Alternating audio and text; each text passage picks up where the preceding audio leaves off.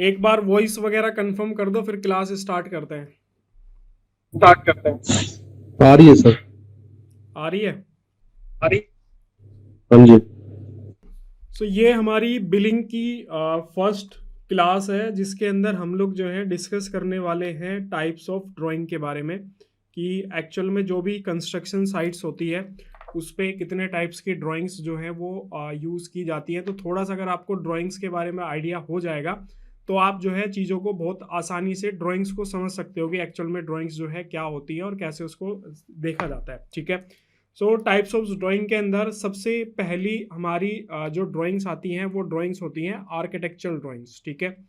Architectural drawings basically क्या होती है, डेफिनेशन पे अगर आप जाओगे तो these are the layout drawings that define the look, design and the planning of building. इसको थोड़ा सा अलग तरीके से समझते हैं।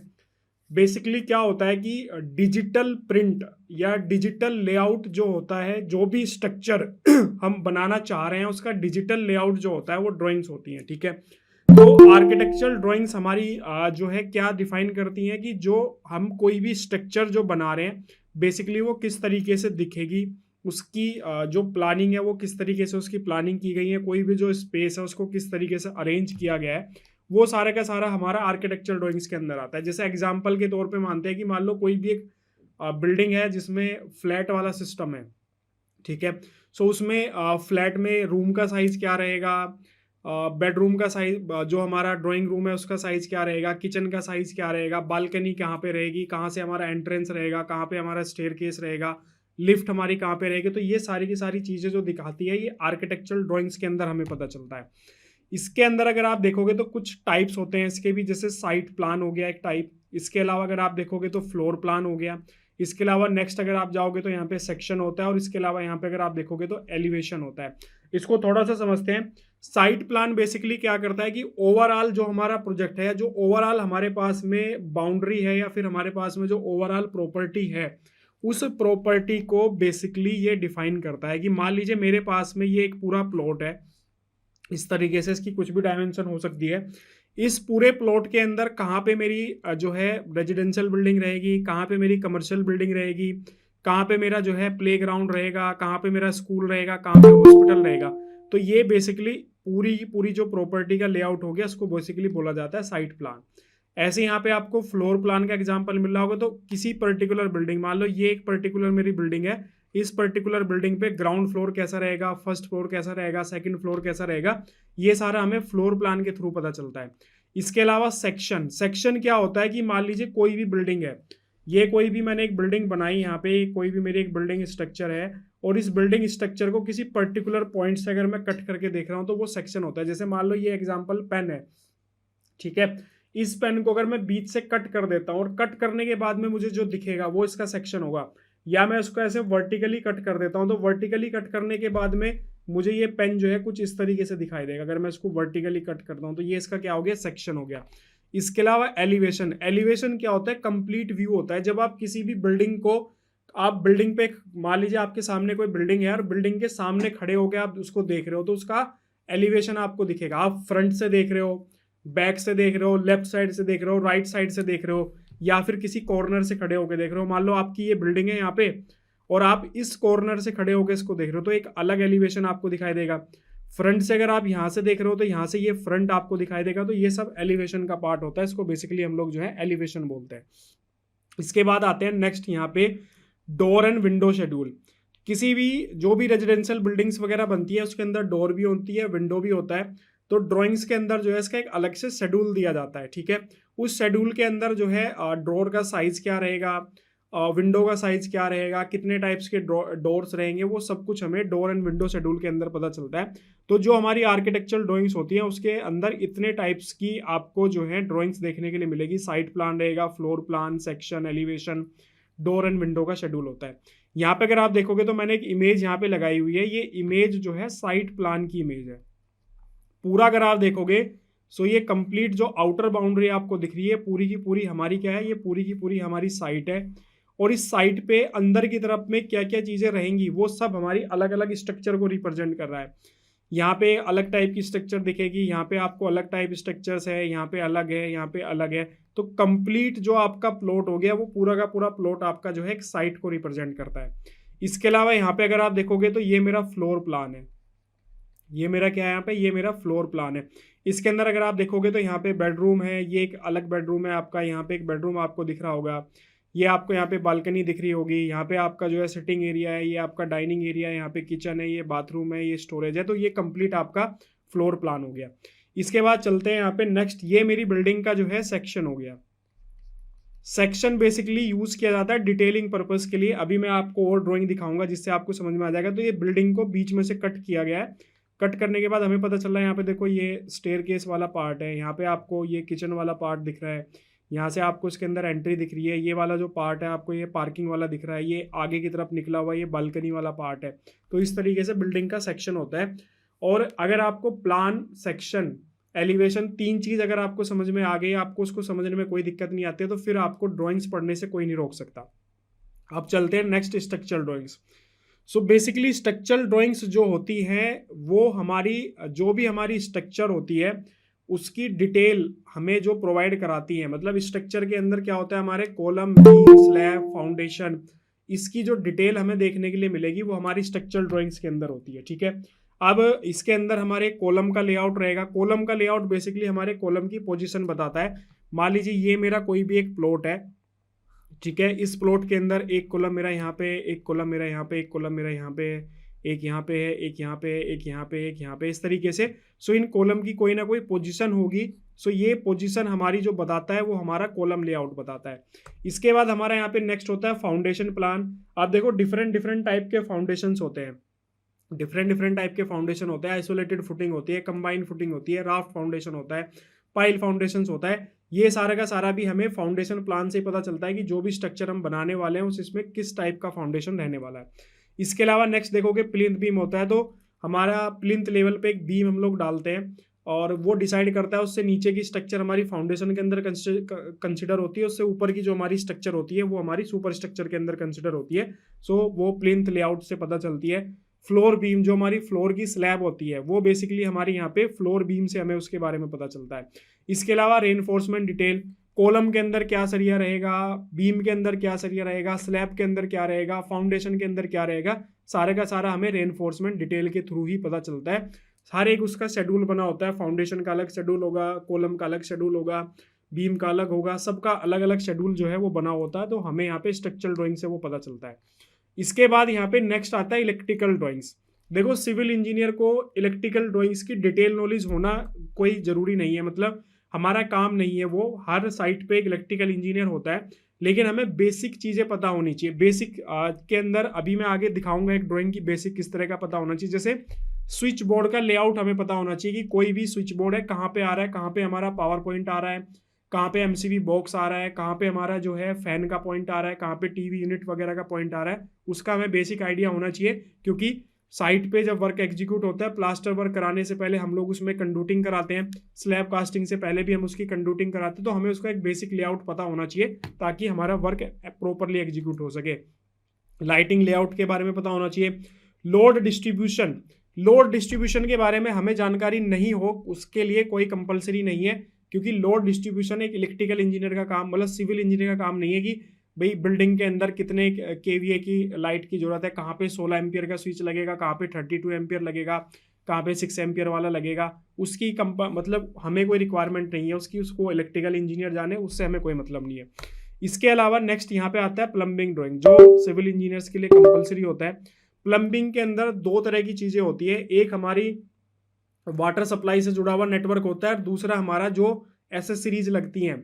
जैसे बाथरूम के अंदर अगर आप देखोगे तो एक फ्रेश वाटर सप्लाई होती है और एक वेस्ट वाटर का ड्रेनेज सिस्टम होता है, ठीक है, ये दो चीज़ें होती है। तीसरा क्या होता है कि उसके अंदर WC लगती है, वाश बेसिन उसके अंदर लगता है, कई सारी की टैप्स लगती हैं, फाउंटेन लगता है जो फुहारा वगैरह होता है। तो ये सारी चीज़ें हमें, स्प्रिंकलर जो भी आप उसको बोलोगे, वो हमें पता होना चाहिए। सो वाटर सप्लाई के बारे में हमें जानकारी होनी चाहिए। ड्रेनेज लेआउट के बारे में हमारे पास में ड्राइंग्स होनी चाहिए। इसके अलावा सेफ्टी टैंक वगैरह, क्योंकि साइट, कोई भी साइट बनती है तो उसका एक सेफ्टी टैंक भी बनता है। अगर सीवर लाइन वगैरह नहीं डली हुई तो हम सेफ्टी टैंक बनाते हैं। रेन वाटर हार्वेस्टिंग का भी प्लान जो है वो बनता है। तो ये सारी की सारी चीज़ें हमें जो है पता होना चाहिए। इसके अलावा नेक्स्ट यहाँ पे आता है HVAC ड्राइंग्स, ठीक है, जो भी mechanical ventilation system heating and cooling का होता है वो HVAC के अंदर आता है। इसमें भी सिविल इंजीनियर की कोई इतनी खास रिक्वायरमेंट जो है वो नहीं होती है। HVAC इंजीनियर अलग होते हैं, जो जनरली मैकेनिकल या फिर इलेक्ट्रिकल वाले होते हैं वो इसको ज़्यादातर देखते हैं।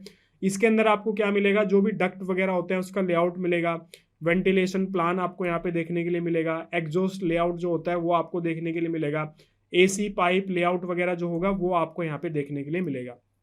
इसके बाद नेक्स्ट यहाँ पे आती है फायर फाइटिंग की ड्राइंग्स होती है। फायर फाइटिंग सिविल इंजीनियर के लिए कंपलसरी है, आपको काफ़ी अच्छे से जो है फायर फाइटिंग की ड्राइंग्स जो है वो आनी चाहिए, ठीक है। अब इसके अंदर क्या क्या चीज़ें होती हैं फायर फाइटिंग्स के अंदर, कि अगर आप देखोगे तो हाइड्रेंट सिस्टम होते हैं, इसके अलावा स्प्रिंकलर सिस्टम होते हैं, फायर अलार्म्स होते हैं, स्मोक डिटेक्टर्स होते हैं। तो ये कुछ चीज़ें होती हैं जो आपको पता होनी चाहिए। क्या होता है कि पूरा एक मेन टैंक बनता है, ठीक है, उस टैंक से मेन सप्लाई आती है और उससे जो है फिर इस तरीके से डिस्ट्रीब्यूशन लाइन जो है वो निकलती है। उसके बाद में यहाँ पे ऐसे स्प्रिंकलर लगे हुए होते हैं, ऑटोमेटिकली फायर को डिटेक्ट करने वाले, स्मोक डिटेक्ट करने वाले सेंसर लगे होते हैं। जैसे ही ऑटोमेटिकली वो डिटेक्ट करेंगे स्मोक या फायर को, ऑटोमेटिकली स्प्रिंकलर से जो है पानी निकलना जो है वो स्टार्ट हो जाएगा। इसके अलावा बीच बीच में आपके पॉइंट्स दिए हुए होते हैं जहाँ पे हम पाइप कनेक्ट करके और उससे जो है डायरेक्ट भी आग के ऊपर पानी जो है वो डाल सकते हैं, और ये कंपलसरी होता है। अंडरग्राउंड वाटर टैंक भी हमारे पास में, मान लो ये कोई बिल्डिंग है, इस पर एक ओवरहेड वाटर टैंक भी होना चाहिए फायर के लिए, और एक स्टोरेज के लिए अंडरग्राउंड वाटर टैंक भी इसमें कंपलसरी होता है। इसके अलावा नेक्स्ट आता है इंटीरियर डिजाइन की ड्राइंग्स, ठीक है। सो बेसिकली अगर देखो इंटीरियर डिजाइनिंग का पार्ट जो है वो बिल्कुल अलग होता है, लेकिन सिविल इंजीनियर को उसकी नॉलेज होनी चाहिए। हालांकि इंटीरियर डिजाइनर अलग होते हैं, लेकिन सिविल इंजीनियर को उसकी नॉलेज होनी चाहिए क्योंकि सिविल से जुड़ा हुआ काम है। इसके अंदर आपको फॉल सीलिंग्स की डिजाइन मिलेंगे। आपने देखा होगा बहुत सारी बिल्डिंग्स के अंदर डिफरेंट डिफरेंट टाइप की सीलिंग्स होती हैं, कमर्शियल में अलग टाइप की होती है, रेजिडेंशियल के अंदर अलग होती है। तो आपको फॉल सीलिंग की ड्राइंग्स पढ़ने में काफ़ी अच्छे से आना चाहिए। फर्नीचर लेआउट्स वगैरह आपका इंटीरियर डिजाइनिंग के अंदर आता है, तो सिविल इंजीनियर को इसकी इतनी कोई खास रिक्वायरमेंट नहीं होती है। लेकिन फर्नीचर लेआउट से बेसिकली ये डिसाइड हो जाता है कि हम जो भी इलेक्ट्रिकल स्विचेस वगैरह जो दे रहे हैं वो क्या हमारे फर्नीचर लेआउट के हिसाब से फिट बैठ रहे हैं या फिर नहीं बैठ रहे हैं। कई बार ऐसा होता है कि हमारा फर्नीचर लेआउट को देखे बिना हम इलेक्ट्रिकल के स्विचेस वगैरह दे देते हैं, बाद में जब हम फर्नीचर सेट करते हैं तो पता चलता है कि यार ये स्विच बोर्ड गलत हो गया, यहाँ पे ये पॉइंट यहाँ पे होना चाहिए था, यहाँ पे नहीं होना चाहिए था। तो हमें बेसिकली फर्नीचर लेआउट का भी आइडिया होना चाहिए।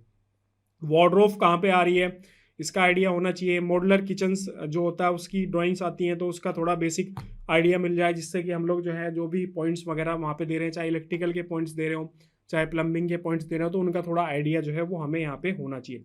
तो ये बेसिकली डिफरेंट डिफरेंट टाइप्स की ड्राइंग्स थी जो हमने इस वीडियो के अंदर डिस्कस किया। एक बार अगर आप लोगों को इससे रिलेटेड अगर कोई डाउट है तो एक बार प्लीज़ मुझे बताओ, उसके बाद फिर हम लोग जो है इसको जो है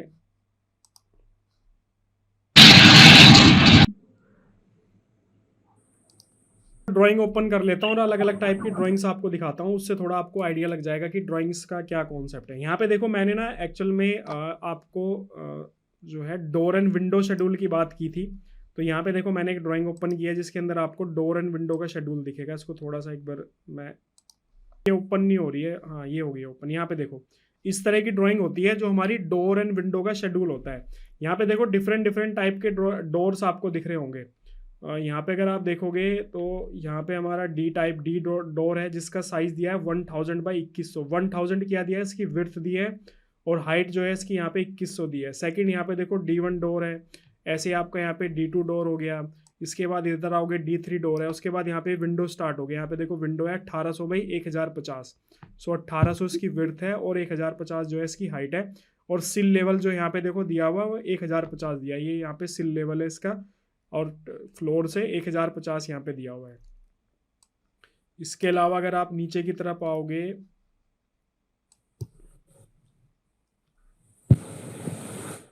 नीचे अगर आप देखोगे तो यहाँ पे W1 टाइप की विंडो है, यहाँ पे W2 है। इस तरीके से यहाँ पे एक चैनल भी है और ये एक वेंटिलेशन दिया हुआ है। यहाँ पे देखो जो मेरा वेंटिलेशन होता है आपका टॉयलेट के अंदर, तो इसकी हाइट देखो यहाँ पे इसका जो सिल लेवल दिया है वो 2100 दिया हुआ है, ये 600 बाई 450 है, ठीक है।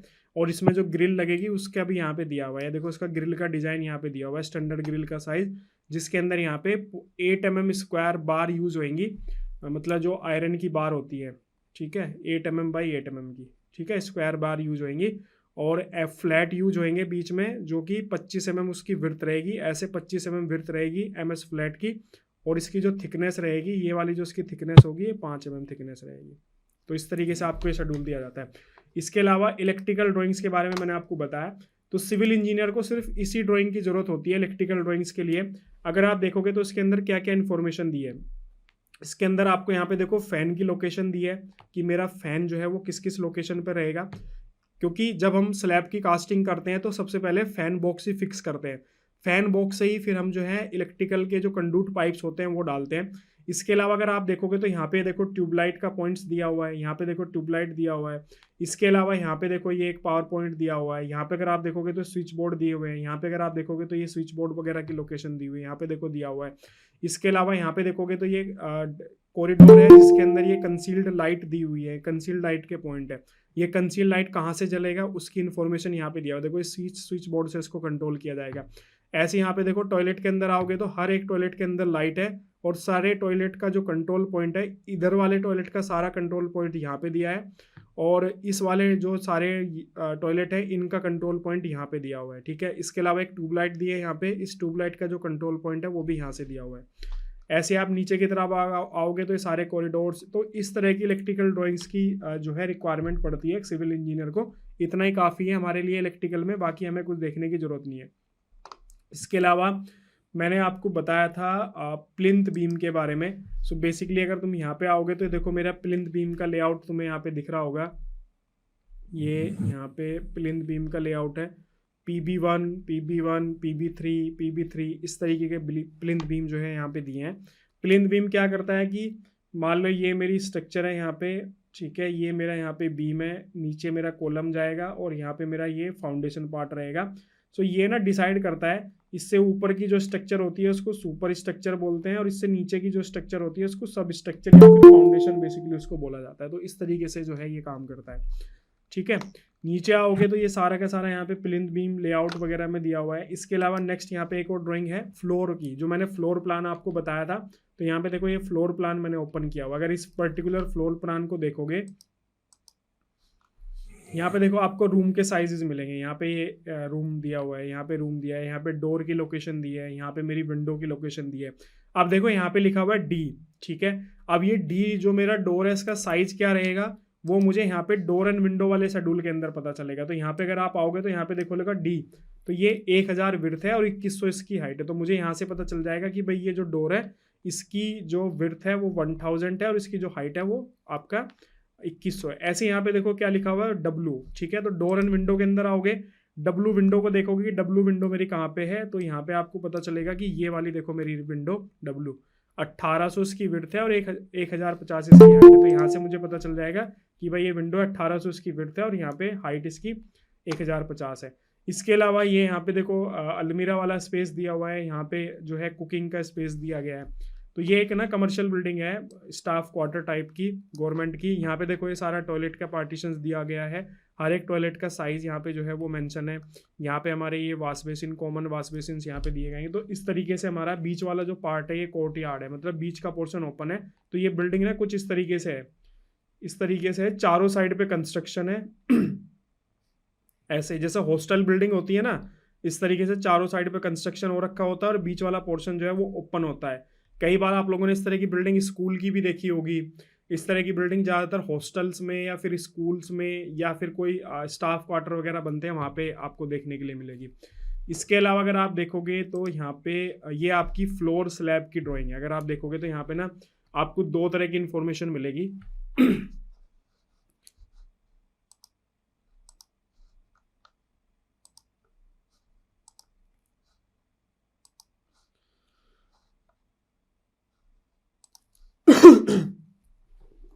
आपको जो है ना यहाँ पे दो तरह की इंफॉर्मेशन मिलेगी। यहाँ पे FB3 लिखा हुआ है, जहां पे भी F लिखा होगा FB वो बेसिकली मेरा क्या है, फ्लोर बीम है, और जहां पे भी FS लिखा हुआ है वो मेरी फ्लोर स्लैब है। ठीक है, F रिप्रेजेंट कर रहा है फ्लोर को और S रिप्रेजेंट कर रहा है स्लैब को। अब ऐसा जरूरी नहीं कि हर एक कंस्ट्रक्शन साइट पे आपको F ही लिखा होगा, नहीं, कहीं पे हो सकता है कि बीम को B से रिप्रेजेंट किया हो, B1 B2 या BA1 BA2 इस तरीके से। स्लैब के लिए यहाँ पे SB1 SB2 इस तरीके से लिखा होगा, या फिर सिंपल S1 S2, कहीं पे भी SF भी लिखा होता है। तो अलग अलग रिप्रेजेंटेशन जो है वो हो सकती है, ये आपको समझना पड़ेगा। यहाँ पे FB3 FB3 FB2 FB2 FB1। अब इसकी एक डिटेल ड्राइंग भी होती है कि अब भाई FB3 क्या है, FB1 FS1 क्या है। इसके लिए अगर आप देखोगे तो यहाँ पे एक डिटेल ड्राइंग होती है। यहाँ पे देखो ये डिटेल ड्राइंग मैंने ओपन किया है। अगर आप इसको ध्यान से देखोगे तो FB1 FB2 सारे बीम की डिटेल तुम्हें यहाँ पे देखने के लिए मिलेगी। इस पर्टिकुलर ड्राइंग के अंदर आओगे सो यहाँ पे देखो FB1 FB2 FB3 FB4 FB5 FB6 size यहाँ पे देखोगे, अगर सारे बीम का साइज 230 बाई 450 230 450 230 450 230 450 230 450 इस तरीके से दिया हुआ है। मतलब बीम के अंदर अगर ऐसा कहीं पे लिखा हुआ है 230 बाई 450, तो इसका मतलब ये होता है कि फर्स्ट जो ऑप्शन है ये बीम की विड्थ है और सेकंड जो ऑप्शन है वो बीम की डेप्थ है। मतलब अगर मैं बीम का यहाँ पे क्रॉस सेक्शन ड्रॉ करूँ तो ये वाला जो पार्ट है ये 450 है और ये वाला जो पार्ट है ये 230 है। ठीक है, तो इस तरीके से आपको इसको समझना चाहिए कि ये बेसिकली क्या है। यहाँ पे अगर आप देखोगे तो रेनफोर्समेंट की डिटेल दी हुई है। यहाँ पे 216 टॉप में है, 216 यहाँ पे बॉटम में है, 216 टॉप में 216 बॉटम में। और यहाँ पे रेनफोर्समेंट बार जो है एट द सपोर्ट 100 mm है और 150 mm जो है वो कितने पे है, सेंटर पॉइंट पे। नीचे की तरफ आओगे क्रॉस सेक्शन भी दिया हुआ है, यहाँ पे देखो एट द सपोर्ट इस पर्टिकुलर पार्ट पे 100 mm सेंटर टू सेंटर है, यहाँ पे 100 mm सेंटर टू सेंटर है और ये जो रिमेनिंग बीच वाला पार्ट बचा है यहाँ पे 150 सेंटर टू सेंटर है, 150 है 125 150 सेंटर टू सेंटर है। ऐसे FB2 के अंदर अगर आप देखोगे तो अलग रेनफोर्समेंट डिटेल है, FB3 के अंदर अलग रेनफोर्समेंट डिटेल है, FB4 के अंदर अलग है, FB5 के अंदर अलग है। तो ये जब आगे हम लोग इसको डिटेल में पढ़ेंगे तब आपको समझाएंगे। तो अभी तो आज तो सिर्फ मुझे ये बताना था टाइप्स ऑफ ड्राइंग्स क्या होती हैं। आगे आने वाली वीडियोस के अंदर कितने टाइप्स की ड्राइंग्स होती हैं, ड्राइंग्स को डिटेल में हम लोग समझेंगे। ठीक है, FS1 स्लैब का यहाँ पे दिया हुआ है, FS2 देखो दोनों स्लैब की थिकनेस 125 है। रेनफोर्समेंट डिटेल अगर आप देखोगे तो यहाँ पे जो मेन रेनफोर्समेंट है वो 125 सेंटर टू सेंटर है, यहाँ पे 150 सेंटर टू सेंटर है। क्रॉस वाली जो है लॉन्गर स्पैन हमेशा क्रॉस होता है और शॉर्टर स्पैन पे हमेशा मेन बार होती है। ठीक है, यहाँ पे देखो ये 150 और 175 है। इसके अलावा ये एक्स्ट्रा रेनफोर्समेंट है जो आगे हम लोग देखेंगे। यहाँ पे देखो तुम्हारा स्लैब का लेआउट भी दिया हुआ है। ठीक है, यहाँ पे अगर आप देखोगे तो ये वाली एक्स्ट्रा बार्स है, ये वाली एक्स्ट्रा बार्स है, ये एक्स्ट्रा बार्स है और ये जो थ्रू आउट गई हैं ये हमारी मेन बार है। ऐसे ही ऊपर देखोगे तो यहाँ पे स्टेयर केस का सेक्शन तुम्हें मिल जाएगा। यहाँ पे स्टेयर केस की थिकनेस देखो कितनी दी हुई है, 150 जो उसकी वेस्ट स्लैब है। ठीक है, इसमें अंदर रेनफोर्समेंट की डिटेल 12 mm। जनरली रेनफोर्स जो हमारा स्टेयर्स होता है उसमें 12 mm ही हमारा डाया जो है वो यूज होता है। इसके अलावा मैंने आपको एक और चीज़ बताई थी, बिल्डिंग का सेक्शन। तो यहाँ पे देखो ये बिल्डिंग का एक सेक्शन है। थोड़ा सा इसको जूम आउट करता हूँ ताकि कंप्लीट आपको दिख सके। सो यहाँ पे देखो पूरा का पूरा एक बिल्डिंग का सेक्शन आपको दिख रहा है। देखो पूरा का पूरा सेक्शन कट किया गया है बिल्डिंग का। ठीक है, और इसका मेन जो पर्पज होता है ना सेक्शन कट करने का, वो बेसिकली मेन पर्पज होता है जो हमारी रेनफोर्समेंट होती है, मतलब जो हमारी बिल्डिंग होती है उसका एक्चुअल में हाइट वगैरह हमें प्रॉपर पता चल जाए। तो यहाँ पे देखो हमें बिल्डिंग का ना प्रॉपर हाइट पता चलेंगी। अगर मैं इसको राइट साइड में लेके आता हूँ तो यहाँ पे ना एलिवेशन दिए होंगे। यहाँ पे देखो डिफरेंट डिफरेंट टाइप के एलिवेशन दिए हुए हैं, मतलब एलिवेशन कह रहा हूँ सॉरी, इसकी हाइट दी गई है। यहाँ पे देखो ग्राउंड लेवल को 0 0 माना गया है। थोड़ा और इसको मैं जूम इन कर देता हूँ। ग्राउंड लेवल को 0 0 माना है। इसके ऊपर अगर आप तुम देखोगे तो प्लिंथ लेवल 450 mm पे, मतलब ग्राउंड से मेरा जो मेरा NGL है, NGL मतलब नेचुरल ग्राउंड लेवल, उससे मेरा जो ग्राउंड फ्लोर रहेगा वो 450 mm ऊपर रहेगा। उसके बाद फिर ऊपर यहाँ पे देखो फर्स्ट फ्लोर मेरा 3150 है, फिर उसके ऊपर हाइट मेरी 3150 है, फिर मेरी यहाँ पे हाइट 3150 है, फिर मेरी हाइट यहाँ पे 3150 है। पैरापिट वॉल की हाइट यहाँ पे देखो 900 दी गई है। ममटी जो दी है, ममटी की हाइट यहाँ पे देखो 2550 दी है। अगर आप तुम इधर आओगे सो ये मेरा ममटी वाला पार्ट है, तो ममटी की हाइट जो है वो कितनी दी गई है, ममटी की जो हाइट है वो 2550 दी है। ठीक है, सो टोटल फ्लोर की पर फ्लोर मेरी हाइट 3150 है और ममटी की जो मेरी हाइट है वो 2550। अब ये कहाँ पे यूज होती है, मान लो मुझे कॉलम की हाइट कैलकुलेट करना है। ठीक है, और मुझे कॉलम की हाइट कैलकुलेट करना है। ठीक है, सो मेरी जो है स्लैब टोटल हाइट कितनी है 3150, उसमें से मैं बीम की हाइट माइनस कर दूंगा तो मेरे यहाँ पे टोटल हाइट आ जाएगी 2700। ये 2700 मेरी किसकी हाइट है? ये मेरी कॉलम की हाइट है, जिसका यूज़ कर सकते हैं हम कॉलम के अंदर कंक्रीट कैलकुलेशन के लिए, इसका यूज़ कर सकते हैं हम कंक्रीट के अंदर फॉर्मवर्क कैलकुलेशन करने के लिए। तो ये सारी चीज़ें जो है आपको यहाँ पे देखने के लिए मिलेगी। इसके अलावा एक और ड्राइंग दिखा देता हूँ फाउंडेशन प्लान की। अभी मैं एक बार स्क्रीन को यहाँ पे जो है हटा रहा हूँ, 1 मिनट रुको, मेरे को ना डाउनलोड करनी है वो ड्राइंग। यहाँ पे देखो, ये जो ड्राइंग मैंने ओपन की है इसको बोला जाता है फाउंडेशन प्लान, ठीक है। सो यहाँ पे अब तुम देखोगे इसके अंदर आपको ये बीच वाला जो पार्ट है यहाँ पे ये कॉलम दिख रहा है, और उसके अलावा यहाँ पे जो दिख रहा है ये चारों साइड जो लाइन आपको दिख रही है ये फाउंडेशन की लाइन दिख रही है, ठीक है। तो 2500 बाई 2500 यहाँ पे देखो F1 F4 F2 F2 इस तरीके से लिखा हुआ है। यहाँ पे अगर तुम देखोगे तो इस पर्टिकुलर फुटिंग पे, एक ही फुटिंग पे 2 कॉलम है। यहाँ पे एक कॉलम ये है, एक कॉलम ये है, तो मतलब ये वाली फुटिंग मेरी कौन सी फुटिंग हो गई? Combined footing. इस पर्टिकुलर फुटिंग पे अगर तुम देखोगे तो यहाँ पे सिंगल कॉलम है, मतलब ये जो है मेरी आइसोलेटेड फुटिंग है क्योंकि सिंगल कॉलम है। यहाँ पे अगर तुम देखोगे तो यहाँ पे देखो इसका शेप कट हुआ है, तो इस तरीके से की ये ड्राइंग है। तो इस तरह की ड्राइंग हमारी फाउंडेशन प्लान के अंदर आती है। और अब इसकी डिटेल पे मुझे जाना है, तो इसकी डिटेल ड्राइंग भी होती है।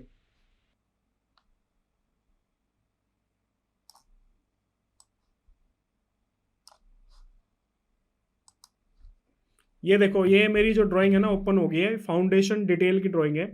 यहाँ पे अगर तुम देखोगे तो F1 F2 F3 F4 इस तरीके से अलग अलग ड्राइंग तुम्हें यहाँ पे देखने की, मतलब size F1 2500 by 2500, 2700 by 2700, 2900 by 2900, 3000 by 3000। यहाँ पे इसकी डेप्थ दिया गया है और इसकी रेनफोर्समेंट डिटेल दिया हुआ है। नीचे की तरफ आओगे तो यहाँ पे इसका देखो क्रॉस सेक्शन तुम्हें दिखेगा।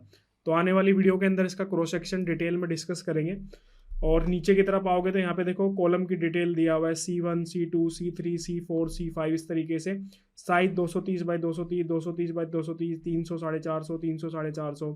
रेनफोर्समेंट इसके अंदर देखो 4 16 की बार है, 6 16 की बार है, 4 16 4 12 इस तरीके से। यहाँ पे 4 20 4 16 इस तरीके से दिया गया है।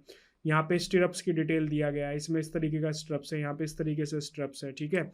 ऐसे तुम आओगे तो यहाँ पे देखो ये प्लिंथ बीम की डिटेल दिया गया है। इधर अगर आओगे तो प्लिंथ बीम की डिटेल तुम्हें देखने के लिए मिल जाएगी, PB1 PB2 PB3। इसका साइज 230 बाई 300, 230 300 इस तरीके से। ये हमारी ऊपर की तरफ आओगे तो ये कंबाइंड फुटिंग का सेक्शन है, CF1 है और CF2 है, 2500 बाई 4500। यहाँ पे देखो CF2 में लिखा हुआ है site as per plan, size as per plan. क्यों लिखा हुआ है? क्योंकि यहाँ पे CF2 का साइज देखो यहाँ पे इस तरीके से थोड़ा कट हो रखा है, इसलिए यहाँ पे इस तरीके से ये साइज जो है वो दिया हुआ है। तो हर एक डिटेल ड्राइंग से ही आपको उसकी डिटेल के बारे में जो है वो पता चलेगा, अदरवाइज डिटेल ड्राइंग के बिना जो है ना आपको चीज़ें समझ में नहीं आने वाली है। तो अब मैं वीडियो को क्लोज करूंगा, क्योंकि आज जो हमारी वीडियो है जिसमें मैंने टाइप्स ऑफ ड्राइंग्स और डिफरेंट टाइप की ड्राइंग को मैंने आपको दिखाया भी। तो क्लोज करने से पहले एक बार बताओ, अपने डाउट वगैरह पूछो, उसके बाद में फिर जो है आगे की वीडियो का प्लान भी आपको बताऊंगा। तो जल्दी से अगर किसी को कोई क्वेश्चन पूछना है तो पूछो जल्दी।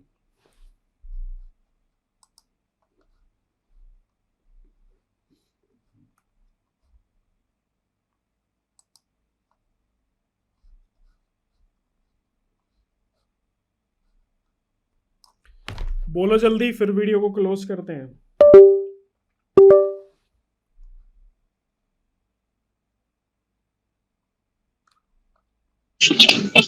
सर हाईवे और structure on major bridge ATC का कुछ हो बिल्डिंग प्लान।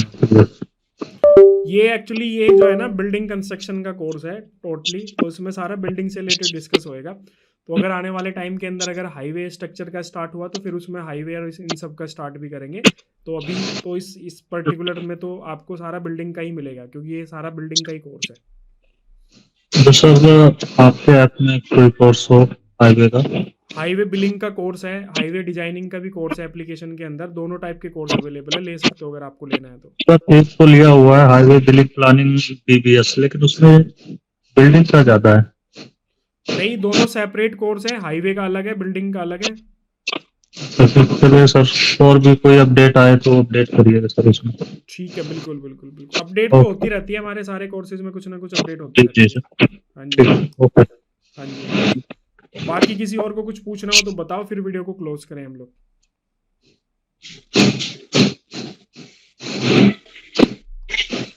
ठीक है, फिर इस वीडियो को यहीं पे क्लोज करते हैं। और ये हमारी फर्स्ट वीडियो थी जिसके अंदर हम लोगों ने टाइप्स ऑफ ड्राइंग के बारे में डिस्कस किया। नेक्स्ट जो हमारी वीडियो रहेगी उसके अंदर हम हर एक ड्राइंग्स को अलग अलग बिल्कुल डिटेल में जो है उसको देखेंगे, और फिर उसके बाद हमारा जो एस्टिमेशन और बिलिंग वाली सीरीज़ है फिर वो उसके बाद में जो है कंटिन्यू करेंगे। बाकी वीडियो को जो है वो क्लोज करते हैं। अब एप्लीकेशन पे चैट ऑप्शन है, वहाँ पे भी मैसेज ड्रॉप कर सकते हो। मुझसे डायरेक्ट बात करनी हो तो 8130920572 ये हमारा जो है मेरा नंबर है, इस पर आप मुझसे कॉन्टैक्ट भी कर सकते हो।